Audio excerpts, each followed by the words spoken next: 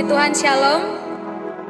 Selamat bertemu kembali di ibadah online kami His Grace Church di tempat ini. Saya percaya bahwa setiap yang menyaksikan ibadah ini boleh sama-sama diberkati. Dan kami juga mengucapkan selamat datang, selamat bergabung kembali buat Bapak Ibu yang baru pertama kali hadir di tempat ini. Sama-sama kita memasuki ibadah kita. Mari kita memulaikan ibadah kita. Kita tundukkan kepala, kita berdoa. Kami berterima kasih Tuhan untuk hari ini. Tuhan masih memberikan kami kekuatan, kesehatan, hari yang baru, berkat yang baru untuk kami nikmati. Layakan kami hari ini Tuhan. Kami mau menyenangkan hati Tuhan, kami mau memuji Engkau, kami mau memuliakan nama-Mu. Puji nama-Mu Tuhan Yesus, di dalam nama Tuhan Yesus kami berdoa. Haleluya. Amin. Kita menyembah Dia di dalam keadaan kami bersyukur ya Tuhan.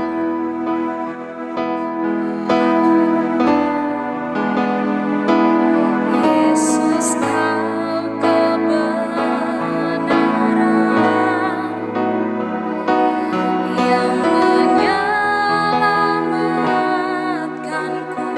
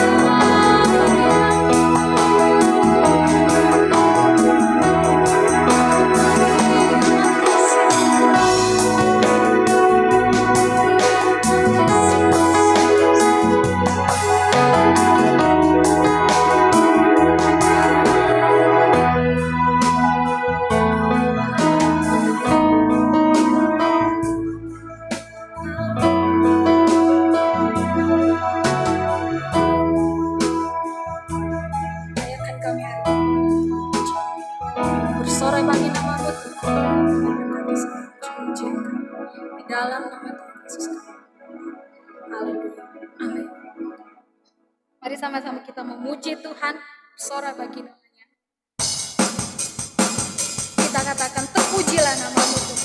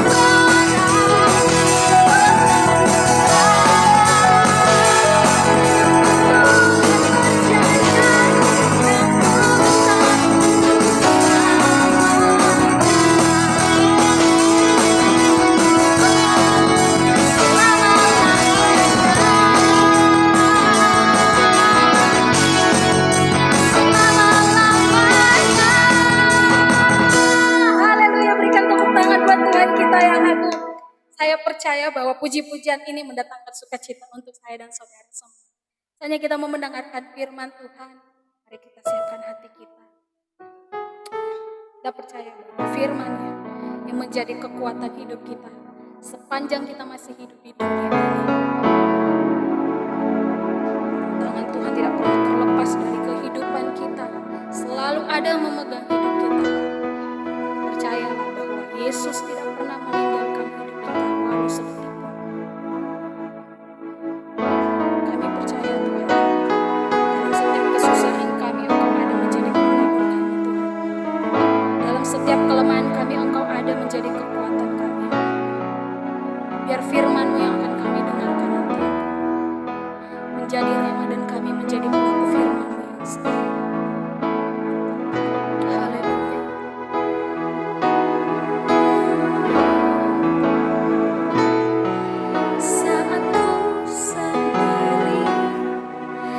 tiada seorang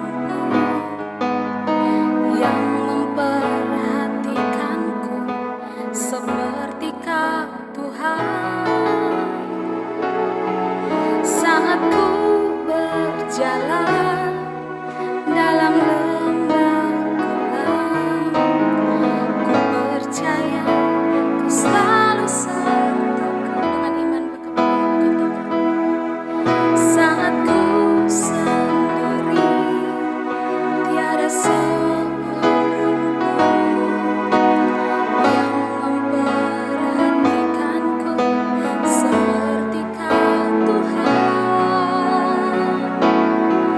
Saat ku berjalan dalam lembah kelam, ku percaya Kau selalu sertaku. Tangan kuat yang memegangku selalu menuntunku. Ku tak mau jalan sendiri. Yesus, ku perlu kasih-Mu dan ku perlu kuasa-Mu sampai akhir hidupku. Lebih sungguh lagi Bapak Ibu, katakan kepada Tuhan, saat ku sendiri, saat ku sendiri, tiada seorang yang memperhatikanku seperti Kau Tuhan. Saat ku berjalan dalam lembah kelam, ku percaya Kau selalu sertaku. Tangan kuat yang memegangku selalu menuntunku. Ku tak mau jalan sendiri. Yesus, ku perlu kasih-Mu dan ku perlu kuasa-Mu sampai akhir hidupku. Tangan kuat yang memegangku selalu menuntunku. Ku tak mau jalan sendiri. Yesus, ku perlu kasih-Mu dan ku perlu kuasa-Mu sampai Yesus, ku perlu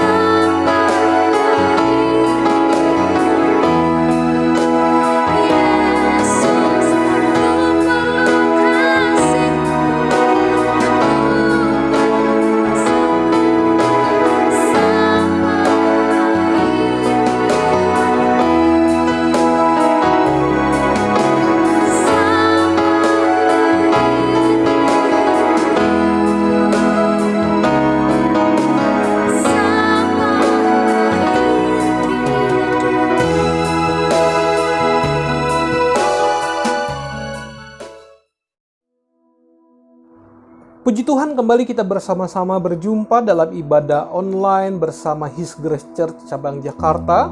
Dan dimanapun saudara berada hari ini, percaya bahwa kasih anugerah Tuhan selalu melimpah atas setiap kita.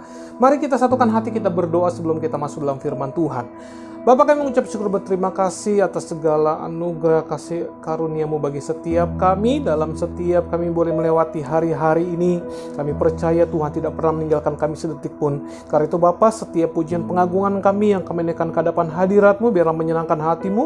Dan jikalau sebentar kami bersama-sama dengar firman-Mu, berkata-katalah pada hari ini melalui lidah hamba-Mu, sehingga setiap kata kalimat firman Tuhan memberkati setiap kami semua. Tuhan mengajar kami, bukan hanya kami sekedar mengerti dan memahami, tetapi kami dimampukan Tuhan melakukan dalam kehidupan kami sehari-hari, sehingga melalui kehidupan kami nama Tuhan dipermuliakan. Terima kasih Bapa, kami siap sambut firman Tuhan di dalam nama Tuhan Yesus Kristus. Haleluya. Bersama-sama kita katakan amin. Oke, firman Tuhan hari ini saya akan melanjutkan dari apa yang saya sampaikan beberapa waktu lalu kepada setiap saudara sekalian, berbicara tentang Roh Kudus. Oleh sebab itu mari sama-sama kita buka Alkitab kita di dalam Injil Yohanes pada pasalnya yang ke-14. Ini sebagai lanjutan khotbah saya beberapa waktu lalu kepada setiap saudara sekalian. Dalam Injil Yohanes pada pasalnya yang ke-14, ayatnya yang ke-15 mulai, sampai dengan ayatnya yang ke-18. Injil Yohanes pada pasalnya yang ke-14, ayat 15 sampai dengan ke-18 dikatakan demikian. Jikalau kamu mengasihi aku, kamu akan menuruti segala perintahku. Aku akan minta kepada Bapa dan ia akan memberikan kepadamu seorang penolong yang lain, supaya ia menyertai kamu selama-lamanya, yaitu Roh kebenaran. Dunia tidak dapat menerima dia sebab dunia tidak melihat dia dan tidak mengenal dia. Tetapi kamu mengenal dia sebab ia menyertai kamu dan akan diam di dalam kamu. Aku tidak akan meninggalkan kamu sebagai yatim piatu. Aku datang kembali kepadamu. Nah, beberapa waktu lalu pada saat saya menyampaikan firman Tuhan kepada setiap saudara sekalian, saya menjelaskan dan mungkin saya akan ulangi sedikit kepada saudara sekalian bahwa Roh Kudus ini merupakan satu pribadi yang lain. Dan apa yang Yesus katakan kepada setiap kita melalui ayat ini secara khususnya dalam ayatnya yang ke-16, di sini ada satu kata-kata yang menegaskan tentang siapa dia. Karena dalam ayat ke-16 dikatakan begini, ia akan memberikan kepadamu, Bapa akan memberikan kepadamu seorang penolong. Jadi Roh Kudus ini bukanlah zat, bukanlah sekedar tenaga, bukan sekedar kuasa, tetapi dia adalah seorang. Yang berarti bahwa Roh Kudus ini menjadi satu pribadi, seorang penolong, yang Alkitab katakan dengan sebutan penolong yang lain. Nah, kalau penolong yang lain ini, kalau saudara menyimak apa yang saya sampaikan, lain di sini bukan berarti berbeda dari Yesus, bukan berarti berbeda dari Bapa, tetapi dalam ayat ini Yesus menggunakan kata-kata alon, yang dari kata dasar alos yang menjelaskan kata lain ini. Berarti dia adalah pribadi yang berbeda, tetapi dari satu sumber yang sama. Berbeda tapi sama. Di mana kata alos ini berbeda dengan kata heteros. Di mana heteros berarti berbeda dalam kemajemukan, berbeda jenis, itulah heteros. Tetapi alos lebih kepada menjelaskan kepada kita bahwa dia adalah pribadi yang berbeda, tetapi sebenarnya sama, satu sumber yang sama, yaitu Yesus, seperti Bapa, yaitu Allah sendiri. Nah, oleh sebab itu, apa yang bisa kita pelajari pada hari ini mengenai Roh Kudus? Dan mungkin kalau saudara baca dalam Perjanjian Lama, sangat sedikit referensi ayat-ayat yang diberikan kepada kita, yang bisa kita pelajari, yang bisa kita baca mengenai pribadi Roh Kudus ini. Tetapi kalau dalam kitab Perjanjian Baru, seringkali banyak ayat yang mengajarkan kepada kita tentang pribadi Roh Kudus. Memang tidak mudah mempelajari untuk mengenal lebih dalam siapa dia. Roh Kudus itu seperti apa rupanya? Kenapa? Karena dari kecil kita sudah terdidik, atau kita sudah dididik, atau kita sudah sering mendengar sejak kecil hal-hal yang berkaitan dengan roh, tetapi roh jahat begitu. Makanya kalau saudara ingat masa-masa kecil, mungkin banyak orang yang untuk mengajar anak, atau mungkin juga mengajar saudara waktu saudara kecil, orang tua, atau saudara dididik oleh suster ataupun oleh pembantu, yang sering kali mengajarkan kepada kita kalau kita pulang malam begitu ya, dikatakan jangan pulang malam-malam, nanti ada setan di situ. Hati-hati lewat pohon itu, karena di pohon itu ada setannya. Kalau sudah dari sore mau menjelang malam, menjelang gelap, banyak orang-orang berkata, ayo pulang-pulang. Kenapa? Karena setan sudah mulai keluar. Nah, dari kecil kita terbiasa mendengar kata-kata setan, iblis, apapun kata-kata itu, gandorwo, kuntilanak, dan seterusnya. Tapi mungkin sedikit sekali referensi kepada kita yang menjelaskan tentang roh itu ada satu pribadi, yaitu Roh Kudus.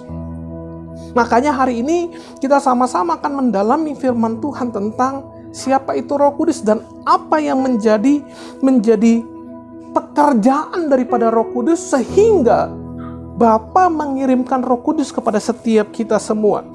Kalau saudara melihat dan mundur sejenak dari ayat Yohanes 14 tadi, kita mundur dalam ayat yang pertama, saudara.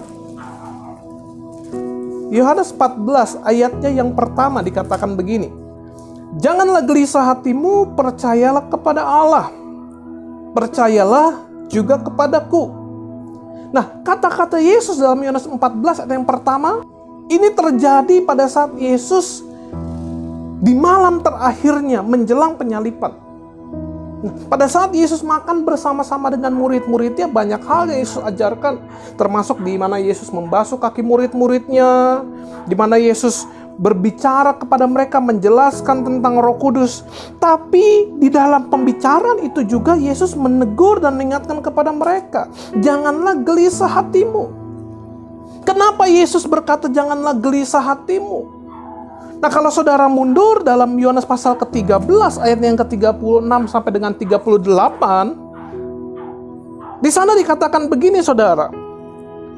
Simon Petrus berkata kepada Yesus, "Tuhan, kemanakah engkau pergi?" katanya. Jawab Yesus, "Ke tempat aku pergi, engkau tidak dapat mengikuti aku sekarang, tetapi kelak engkau akan mengikuti aku." Ayat yang ke-37. Kata Petrus kepadanya, "Tuhan, mengapa aku tidak dapat mengikuti engkau sekarang? Aku akan memberikan nyawaku bagimu." Jawab Yesus, "Nyawamu akan kau berikan bagiku. Sesungguhnya aku berkata kepadamu, sebelum ayam berkokok, engkau telah menyangkal aku 3 kali." Nah, kalau dari ayat ini saudara pelajari, Yesus sedang menyatakan dirinya dia akan pergi. Dia akan meninggalkan murid-muridnya. Dan bayangkan Yesus yang adalah guru yang telah berada bersama-sama dengan mereka 3,5 tahun lamanya. Dan tiba-tiba saat itu mengatakan bahwa aku akan segera pergi. Nah, inilah yang membuat hati murid-murid gelisah. Dan Yesus memperhatikan raut wajah mereka. Yesus melihat raut wajah mereka. Yang menandakan pada saat itu mereka gelisah karena akan ditinggal pergi oleh guru mereka, oleh seseorang yang menjadi pemimpin mereka. Nah, artinya kenapa Roh Kudus diberikan kepada kita, kepada saudara, kepada saya? Karena di tengah ketakutan kita, di tengah kita mungkin merasa was-was, khawatir, merasa takut dalam kehidupan kita, Roh Kudus memiliki satu peran penting untuk dia bisa menghibur, menguatkan kita dan menolong kita. Makanya dalam ayat-ayat selanjutnya pada saat Yesus menjelaskan tentang bahwa aku sedang mempersiapkan tempat bagimu, penjelasan kata-kata Yesus tentang aku akan mengirimkan kepadamu seorang penolong yang lain, Yesus katakan di sini. Maka itu pada saat hari ini saudara sedang gelisah, saudara sedang takut, saudara sedang mengalami kekhawatiran dalam hidup saudara, ingat baik ada satu pribadi yang Tuhan utus ke dalam dunia ini, yang Tuhan kirimkan kepada saudara untuk pribadi ini menjadi penghibur saudara, menjadi penolong saudara, untuk memberikan kekuatan kepada saudara menghadapi berbagai macam situasi ini. Roh Kudus diberikan kepada kita supaya setiap kita semua hari ini boleh mendapatkan satu kekuatan pertolongan dari pribadi Roh Kudus. Kita tidak mungkin bisa lari dari situasi yang mungkin tengah terjadi di tengah-tengah kita hari-hari ini. Kita tidak bisa mengelak dengan apa yang terjadi di tengah-tengah dunia, di tengah-tengah bangsa kita. Kita harus menghadapi semuanya. Tetapi pada saat kita harus menghadapi semuanya, mungkin kita mengalami ketakutan, kita mengalami kegelisahan. Tapi Tuhan bilang kepada kita, percaya kepada Allah, percaya juga kepadaku, dan aku juga akan memberikan kepadamu penolong yang lain, yaitu Roh Kudus. Siapa yang tidak khawatir? Kita masih manusia. Siapa yang tidak takut menghadapi situasi yang tidak ada kepastiannya? Tidak ada jaminan bagi kita menghadapi situasi-situasi yang seperti ini ke depannya. Tapi saya mau katakan kepada saudara, justru pada saat kita sedang mengalami ketakutan, Tuhan katakan kepada kita, jangan kamu takut. Aku tidak meninggalkan kamu seperti yatim piatu. Pada saat kita merasa cemas, pada saat kita merasa khawatir, justru disitulah Tuhan katakan jangan kamu khawatir. Makanya pribadi Roh Kudus menjadi satu pribadi yang penting dalam kehidupan kita. Seperti apa yang Yesus katakan kepada kita, aku tidak meninggalkan kamu seperti yatim piatu, karena aku akan datang kembali kepadamu. Kuatkan hati kita, mari kita kuatkan kepercayaan kita, kita kuatkan iman kita, bahwa Dia adalah Tuhan, Dia adalah Allah, yang tidak pernah meninggalkan kita sedetik pun, yang tidak pernah meninggalkan kita sekalipun. Menghadapi situasi, menghadapi kondisi yang sedang terjadi hari-hari ini, Dia katakan kepada kita, Dia tetap menyertai kamu. Dia akan tetap menyertai kita semua.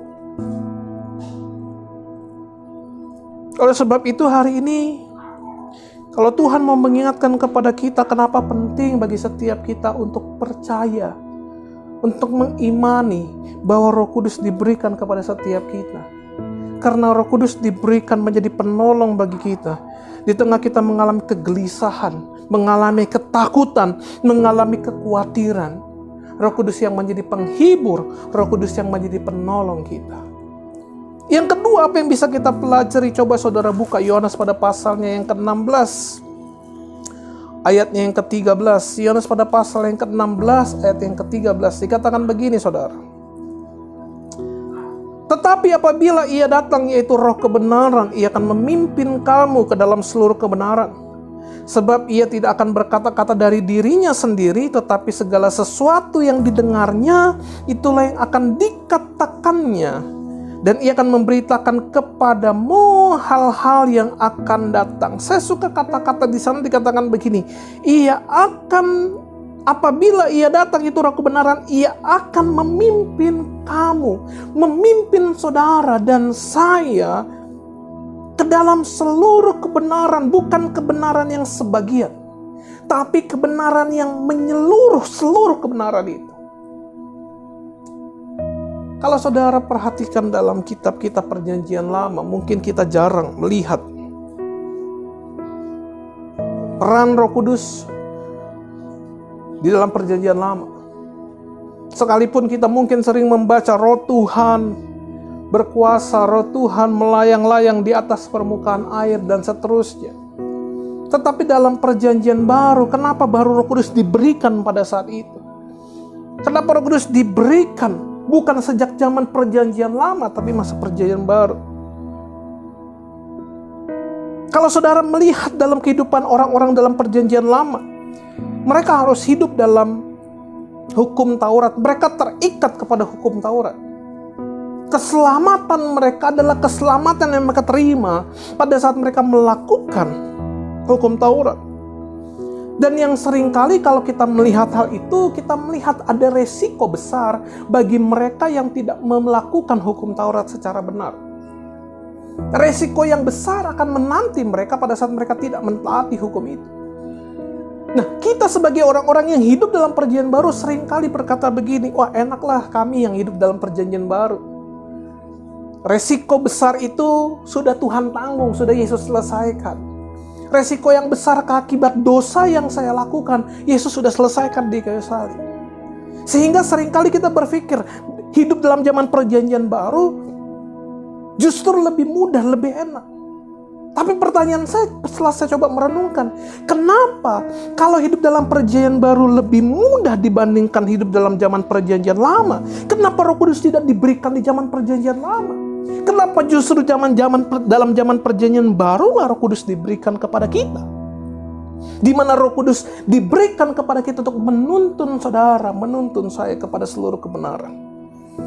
Kalau coba saudara pelajari Matius pasal yang ke-5, di situ saudara akan melihat banyak ayat pada saat Yesus khotbah di atas bukit, ya, mengenai satu hukum yang baru yang Tuhan berikan kepada manusia. Kalau saudara melihat judul perikopnya dalam Matius 5:17 berbicara tentang Yesus dan hukum Taurat. Saudara bayangkan di sana ada banyak perkataan, banyak ajaran yang Yesus katakan kepada kita melalui firman Tuhan ini sebagai contoh. Coba saudara lihat dalam ayat yang ke-21. Matius 5 dikatakan begini. Kamu telah mendengar yang difirmankan kepada nenek moyang kita, jangan membunuh. Siapa yang membunuh harus dihukum. Tetapi aku berkata kepada ayat 22. Setiap orang yang marah terhadap saudaranya harus dihukum. Saudara bayangkan, dalam zaman perjanjian lama, orang dihukum karena perbuatannya. Orang dihukum karena apa yang dia lakukan. Tetapi dalam zaman perjanjian baru, Yesus menegaskan begini, aku berkata kepadamu, aku memberikan sebuah hukum yang baru. Bahwa di mana setiap orang yang marah terhadap saudaranya harus dihukum. Dahulu orang marah terhadap saudaranya nggak jadi masalah. Zaman perjanjian lama, orang yang marah terhadap saudaranya nggak jadi masalah. Tapi kalau dia membunuh saudaranya, dia harus dihukum. Tapi zaman perjanjian baru, dia belum membunuh orang itu. Dia belum membunuh saudaranya. Dia marah terhadap saudaranya, Tuhan Yesus katakan, dia harus dihukum. Bahkan kalau saudara lihat selanjutnya ayat ke-27, dikatakan begini, kamu telah mendengar firman, kamu telah mendengar satu hukum, di mana jangan berzina. Berzinahan dalam sebuah perbuatan zina. Karena orang yang berzina harus dihukum, harus mati. Tetapi ayat ke-28 berkata begini, tetapi aku berkata kepadamu, setiap orang yang memandang perempuan serta menginginkannya sudah berzina dengan dia di dalam hatinya. Perjanjian lama, hukum perjanjian lama, perzinahan adalah sebuah perbuatan perzinahan. Dan kalau orang melakukannya, dia sudah melanggar firman Tuhan, dia sudah berdosa. Tapi dalam zaman perjanjian baru, Yesus berkata, aku berkata kepadamu, setiap orang yang memandang perempuan belum melakukan tindakan perzinahan, sudah dikategorikan sama seperti orang yang berzina di dalam hati. Nah, kalau saudara terus membaca ayat-ayat ini sampai dengan ayat yang ke-47, 48, saudara akan melihat Yesus seringkali membandingkan hukum Taurat dengan perkataannya, tetapi aku berkata kepadamu. Sepertinya Yesus memberikan satu ketentuan yang baru kepada kita. Bahwa ternyata apa Yesus perintahkan kepada saudara dan saya, kekuatan hukumnya, kalau saya mau katakan kekuatan hukumnya justru lebih sulit apa yang Yesus perintahkan kepada kita. Lebih sulit. Karena perjanjian lama berbicara dosa perbuatan, tapi perjanjian baru dalam zaman anugerah berbicara dosa dari hati. Makanya kenapa Roh Kudus diberikan kepada kita hari ini dalam zaman perjanjian baru? Kenapa tidak dari perjanjian lama? Karena saya mau bilang sama saudara, hidup dalam zaman perjanjian baru justru lebih sulit. Apa yang Yesus inginkan kualitas kehidupan saudara dan saya justru lebih tinggi daripada standar kualitas kehidupan di dalam zaman perjanjian baru lama. Maka itu kenapa dia harus mengirimkan Roh Kudus kepada saudara, kepada saya, kepada kita. Supaya Roh Kudus itu memimpin kita, memimpin saudara dan saya kepada seluruh kebenaran. Memimpin kita kepada kebenaran itu. Makanya Roh Kudus tidak bekerja di luar kehidupan kita. Yesus katakan kepada kita, aku akan memberikan kepadamu Roh Kudus, dan dia akan tinggal di dalammu dan akan memimpin kamu. Itu adanya di dalam diri kita. Maka yang Tuhan inginkan dengan dia memberikan Roh Kudus kepada saudara, Roh Kudus akan memimpin kita kepada kebenaran. Roh Kudus memimpin kita melakukan apa yang benar. Makanya kalau hal ini Roh Kudus sedang berbicara kepada saudara, berbicara di dalam hati saudara, saudara harus belajar peka terhadap apa yang dia inginkan, terhadap apa yang sedang dia arahkan kepada kita. Semakin kita menundukkan diri kepada pimpinan Roh Kudus, semakin kita peka terhadap apa yang menjadi keinginannya untuk kita lakukan. Makanya standar kehidupan orang-orang percaya, standar kehidupan para pengikut Kristus seharusnya mempunyai standar kehidupan yang lebih baik dari semua manusia yang percaya dalam kepercayaan apapun. Seharusnya orang yang percaya kepada Yesus mempunyai satu standar kehidupan yang lebih baik dan lebih tinggi dari standar kehidupan manusia pada umumnya. Kenapa?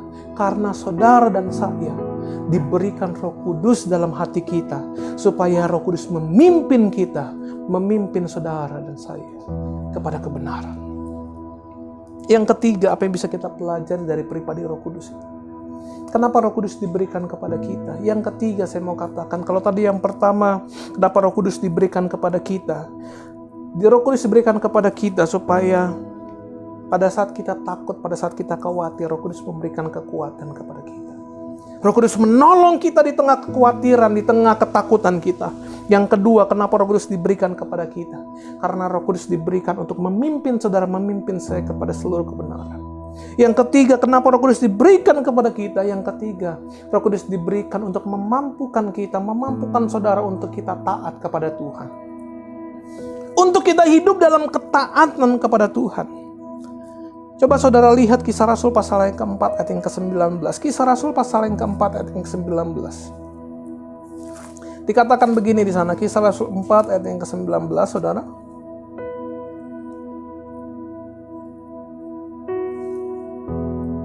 Atau dari ayat 18 dikatakan begini. Dan setelah keduanya disuruh masuk, mereka diperintahkan supaya sama sekali jangan berbicara atau mengajar lagi dalam nama Yesus. Ayat ke-19, perhatikan. Tetapi Petrus dan Yohanes menjawab mereka, silakan kamu putuskan sendiri manakah yang benar di hadapan Allah, taat kepada kamu atau taat kepada Allah. Saudara bayangkan apa yang diperlihatkan oleh murid-murid pada saat itu. Mereka berani untuk taat kepada Tuhan daripada taat kepada manusia. Kenapa? Karena Roh Kudus yang memampukan mereka untuk mereka mentaati Tuhan. Untuk mereka mengikuti patuh terhadap perintah Tuhan. Kalau tadi kita membaca dalam Injil Yohanes pada pasal yang ke-13, saya coba ulangi kembali sedikit kepada saudara. Ini yang Yesus katakan tadi dalam Yohanes pada pasal yang ke-13 ayat ke-38, 36 sampai dengan 38, dikatakan begini di sana. Simon Petrus berkata kepada Yesus, Tuhan, kemanakah engkau pergi? Jawab Yesus, ke tempat aku pergi engkau tidak dapat mengikuti aku sekarang, tetapi kelak engkau akan mengikuti aku. 37, kata Petrus kepada Tuhan, mengapa aku tidak dapat mengikuti engkau sekarang? Aku akan memberikan nyawaku bagimu. Lalu apa yang Yesus katakan kepada dia? Nyawamu akan kau berikan bagiku. Sesungguhnya aku berkata kepadamu, sebelum ayam berkokok engkau telah menyangkal aku 3 kali. Di hadapan Yesus, Petrus berani. Aku tidak akan meninggalkan engkau. Tapi pada kenyataannya, pada saat Yesus ditangkap, Petrus takut luar biasa. Petrus menghindar. Petrus tidak berani menyatakan imannya kepada Tuhan, kepada Yesus. Tapi dalam Kisah Rasul pasal yang keempat ayat yang ke-19, dia tahu ada satu resiko yang harus dia alami, yaitu kematian. Dia tahu resiko ini. Tetapi sekalipun dia tahu resikonya, apa yang dia katakan? Manakah yang lebih baik? Taat kepada Tuhan, taat kepada Allah, atau taat kepada manusia? Roh Kudus diberikan kepada saudara, diberikan kepada saya, untuk kita bisa kuat, taat, setia mengiring Tuhan sampai akhirnya. Tekanan banyak, masalah, persoalan banyak akan kita hadapi. Hal-hal yang mungkin bisa melemahkan iman kita, mungkin akan seringkali kita lewati. Tapi saya mau katakan kepada saudara, Roh Kudus diberikan kepada saudara, kepada saya, kepada kita semua, supaya Roh Kudus memampukan kita untuk lebih taat kepada Tuhan. Kita harus lebih taat kepada Dia daripada kepada manusia. Saya teringat sedikit ayat ini, saudara. Mari kita bersama-sama lihat Filipi pada pasal yang kedua. Dikatakan begini, saudara. Hendaklah kamu, ayat yang kelima, hendaklah kamu, Filipi 2 ayat yang kelima, hendaklah kamu dalam hidupmu bersama menaruh pikiran dan perasaan yang terdapat juga dalam Kristus Yesus, yang walaupun dalam rupa Allah tidak menganggap kesetaraan dengan Allah itu sebagai milik yang harus dipertahankan, melainkan telah mengosongkan dirinya sendiri dan mengambil rupa seorang hamba dan menjadi sama dengan manusia. Perhatikan baik-baik ayat ke-8. Dan dalam keadaan sebagai manusia, ia telah merendahkan dirinya dan taat sampai mati, bahkan sampai mati di kayu salib. Yesus adalah Tuhan. Dari mulanya adalah Tuhan. Dia adalah Allah itu sendiri. Dia adalah pencipta itu sendiri. Dia adalah penguasa itu sendiri. Tapi demi menyelamatkan saudara dan saya, dia berinkarnasi menjadi manusia. Dan dalam keadaan sebagai manusia, Alkitab menyatakan dia mengosongkan dirinya. Dia menanggalkan dirinya. Status kealahannya dia tanggalkan. Untuk dia sama seperti kita, mengambil rupa seorang hamba, dan dalam keadaan sebagai manusia dikatakan di sana, dia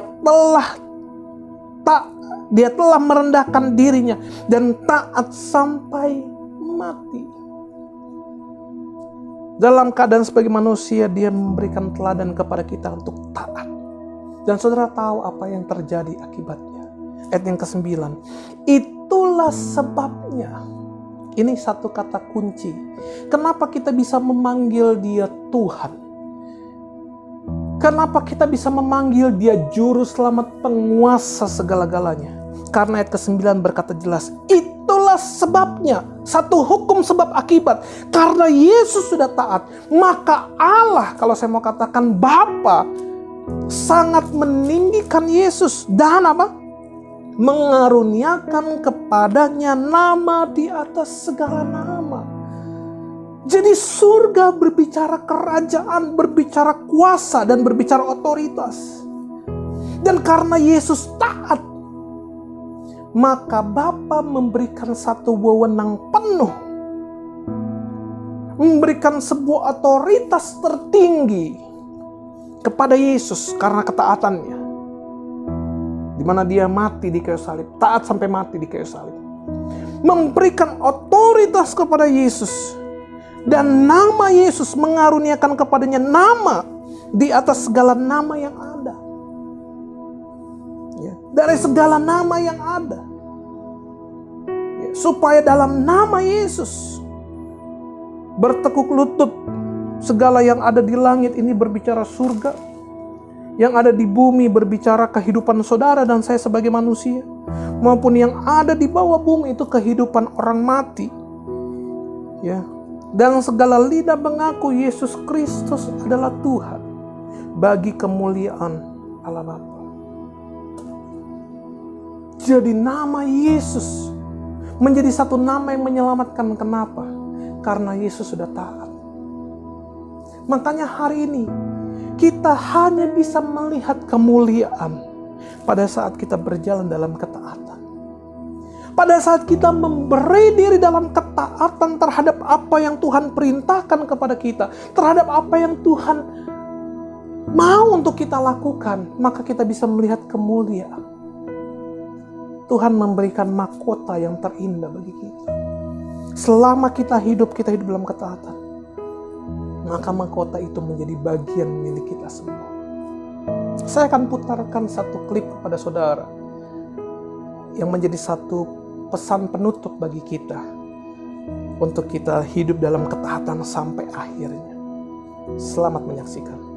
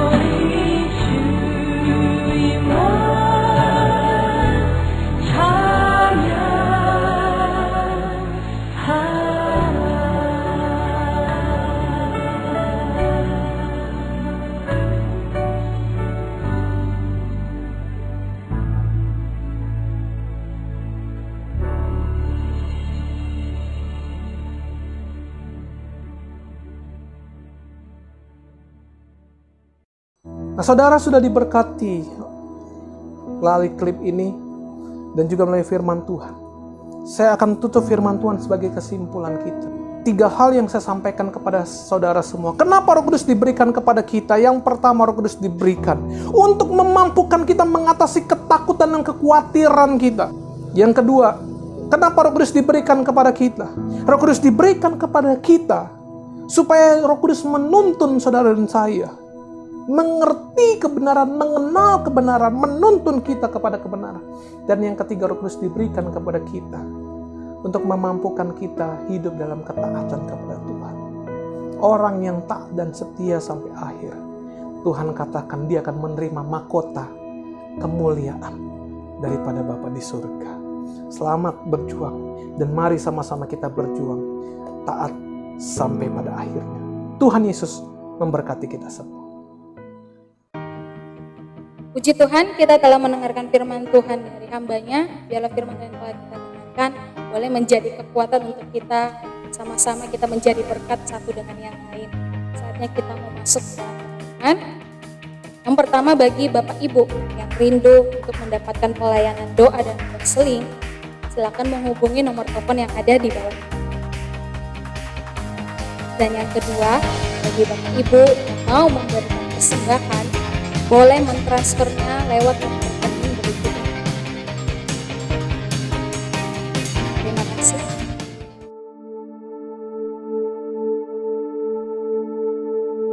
Kita akan masuk dalam perjamuan kudus, tapi sebagai tambahan pengumuman bagi setiap saudara sekalian, kembali kami menegaskan kepada saudara, terus memerlukan perjamuan kudus, saudara bisa menghubungi nomor sekretariat kami untuk bisa saudara mendapatkan perjamuan kudus.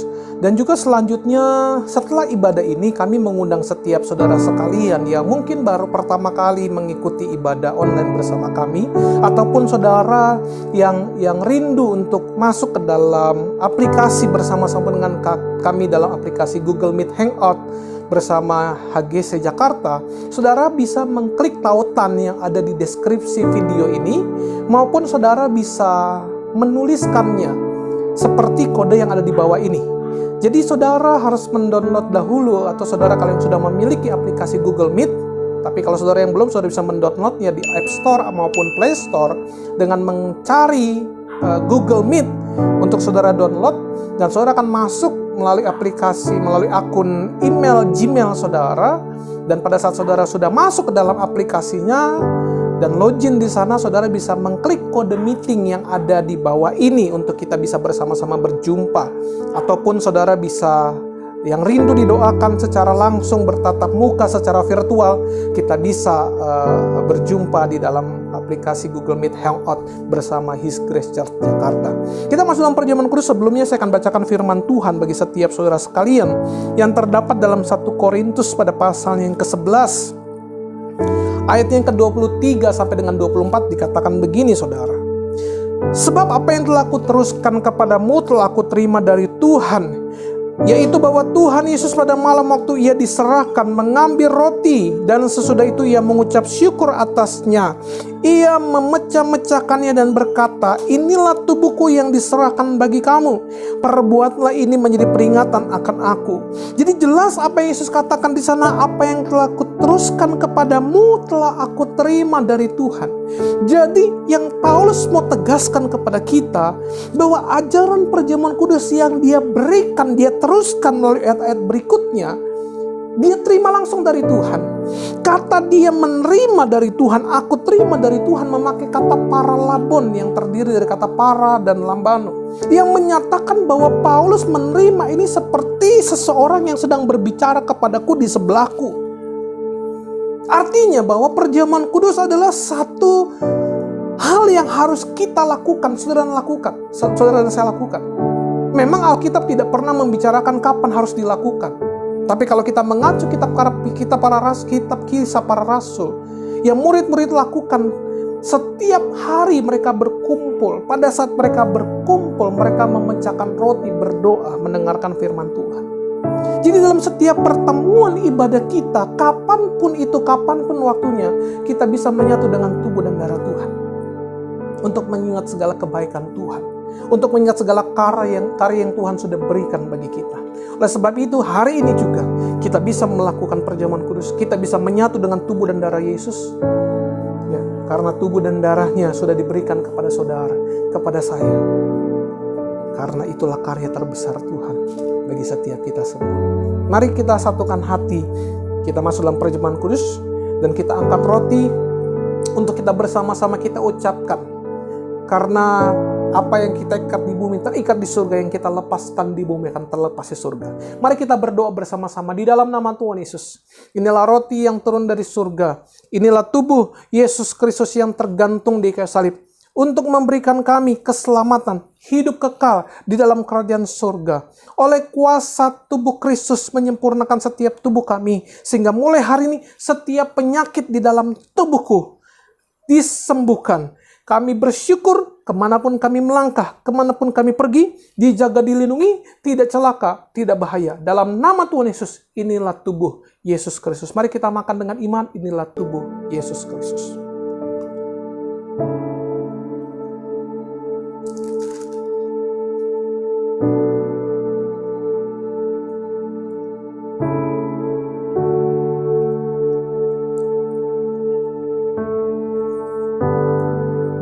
Ayat 25 berkata demikian. Demikian juga ia mengambil cawan sesudah makan lalu berkata, cawan ini adalah perjanjian baru yang dimeteraikan oleh darahku. Perbuatlah ini setiap kali kamu meminumnya menjadi peringatan akan aku. Sebab setiap kali kamu makan roti ini dan minum cawan ini, kamu memberitakan kematian Tuhan sampai ia datang. Mari kita angkat cawan anggur bersama-sama, dan dengan iman kita ucapkan sebagai doa iman pengakuan kita sama Tuhan. Karena apa yang kita ikat di bumi terikat di surga, yang kita lepaskan di bumi terlepas di surga. Mari bersama-sama dalam nama Tuhan Yesus.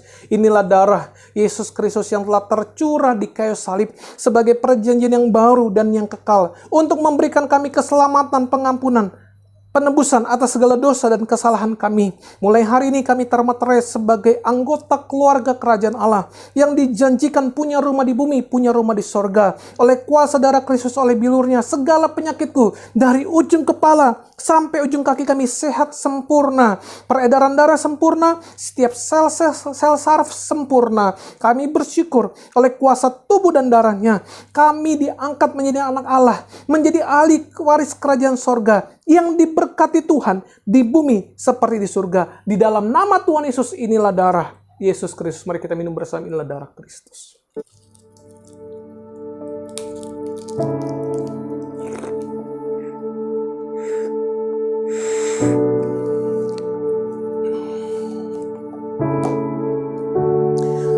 Naikkan setiap syukurmu, saudara yang sudah menyatu dengan tubuh dan darah Tuhan. Percaya Tuhan katakan kepada setiap kita, engkau tinggal dalam aku dan firman-Ku tinggal dalam kamu. Yesus adalah firman itu sendiri.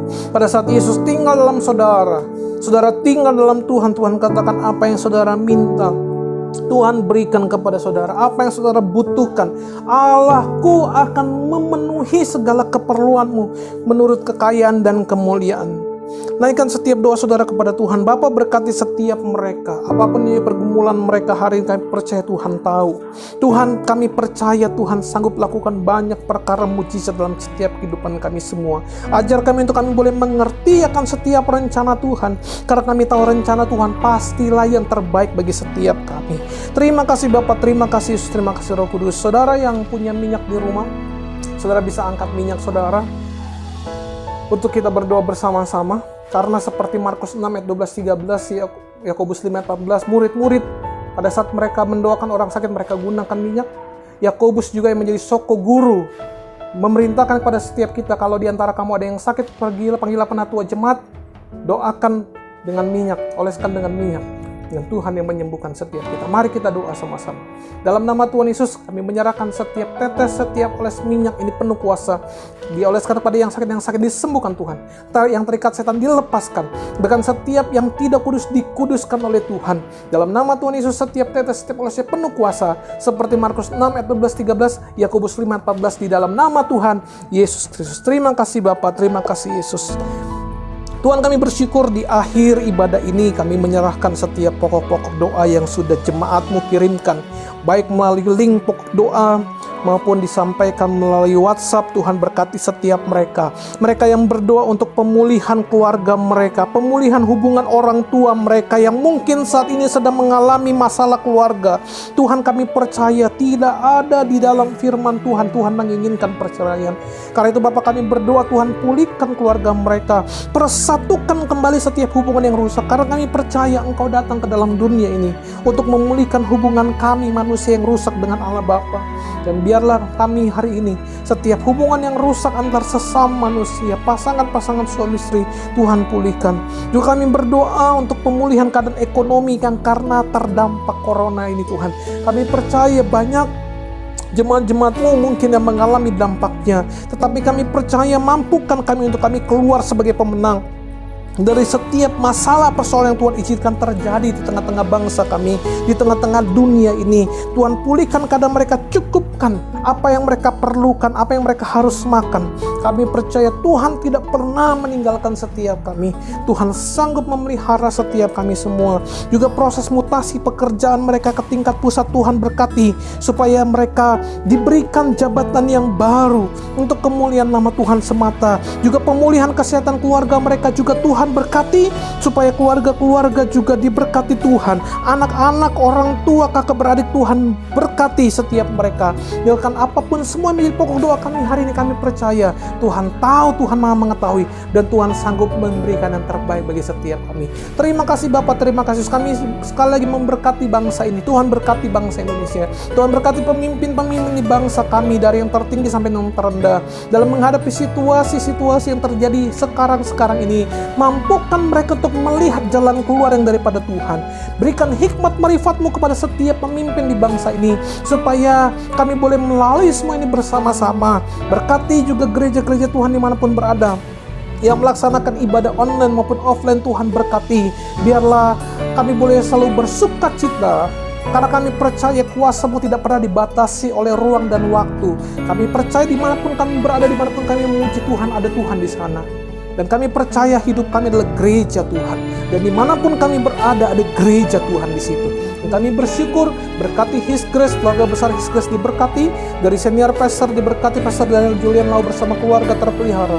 Para hamba Tuhan, pembicara gereja Tuhan berkati. Pengerja muda, pengerja dewasa, jemaat-jemaat Tuhan, guru sekolah minggu, pendoa syafat, siapapun kami yang ada dalam wadah His Grace ini, Tuhan berkati semua dalam berkat perlindungan Tuhan. Bahkan kami doa pada saat kami mengakhiri ibadah ini, kami percaya kasih karunia Tuhan tidak pernah berakhir dari setiap kami. Engkau akan terus menjaga kami, Engkau akan terus melindungi kami, dan Tuhan yang akan terus memampukan kami melalui Roh Kudus untuk hidup kami menjadi berkat bagi banyak orang. Karena itu saudara semua, ibadah kita sudah selesai, dan kita akan akhiri ibadah ini. Kita akan menerima berkat daripada Tuhan. Angkatlah tanganmu dan terimalah berkat Tuhan. Kiranya berkat, rahmat, kasih, anugerah dari Allah Bapa di surga, cinta kasih nama tunggal Tuhan Yesus Kristus dan persekutuan yang manis dari kuat kuasa Roh Kudus yang akan menyertai setiap kita, akan menjaga keluar masuk kita, yang akan memberkati roti makanan kita dan air minuman kita, dan kemana kaki kita melangkah, tanah yang kita injak diberkati Tuhan, dan apa yang dikerjakan oleh tangan kita selalu Tuhan buatnya berhasil, akan selalu menyertai kita. Mulai hari ini sampai Maranatha, Tuhan akan datang kedua kali menjemput setiap kita untuk menjadi mempelai-mempelainya. Kita akan masuk surga, tinggal di surga selama-lamanya. Haleluya. Bersama-sama kita katakan amin.